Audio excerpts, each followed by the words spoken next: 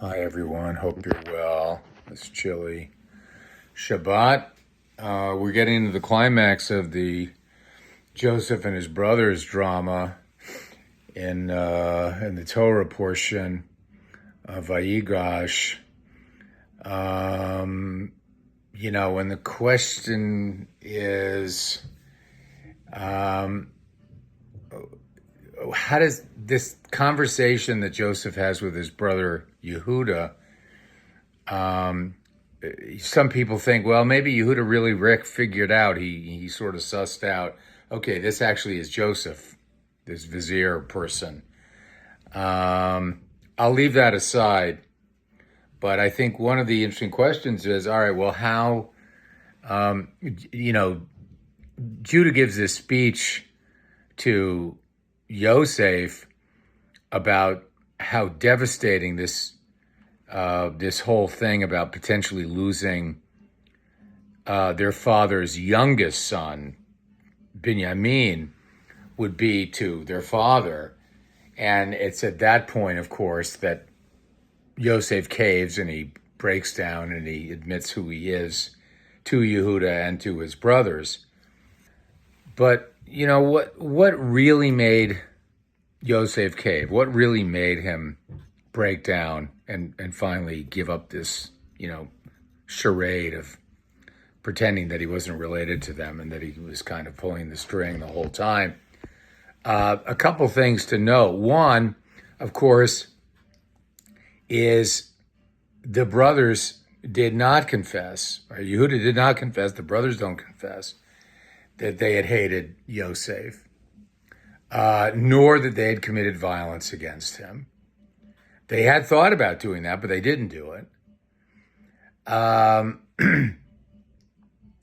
only one who's really doing the talking here, of course, is Judah. The other brothers really are not talking. But the key thing is that the whole speech that Yehuda gives to Yosef, that ultimately really makes Yosef cave and spill the beans, is that the whole speech is really about Yaakov, not about Joseph, not about the brothers.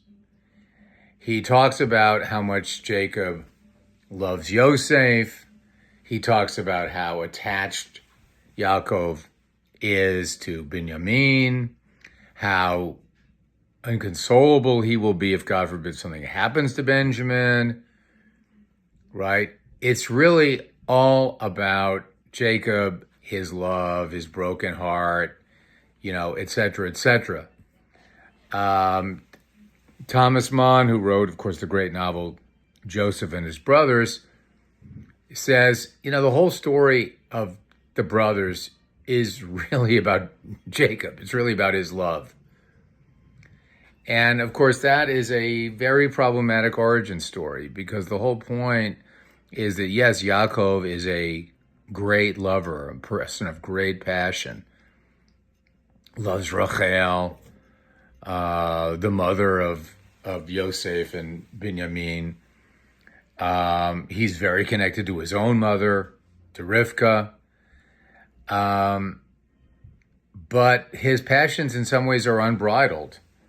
They are deep and they hurt the people who in some ways are deprived of things because he loves somebody else more, right? He deprives his own brother, Esav, of things.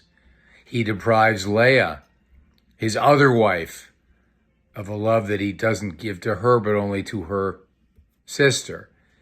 And then finally, he's got all these other children who he does not love the same as he loves first Yosef and then Binyamin.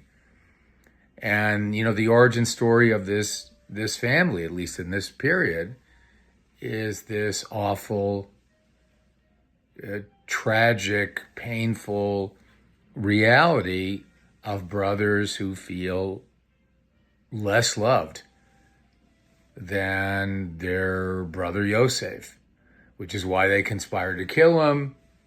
They ended up not doing that. He just got sold away, and then they lie about it, right? The cover-up is always, we know this from Watergate, the cover-up is always worse than the crime. They make up this story of the wild beast. They live in this conspiracy of silence. And they never really admit to what they did. And of course, Yosef also is not really that forthcoming either.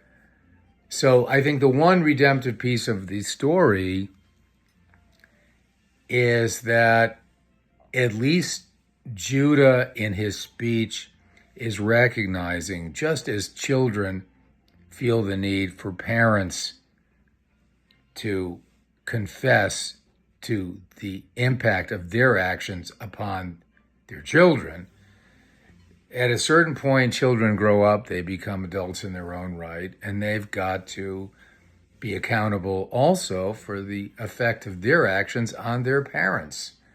That's what makes the family system so complicated. Everybody's accountable. Everybody's accountable to everybody else.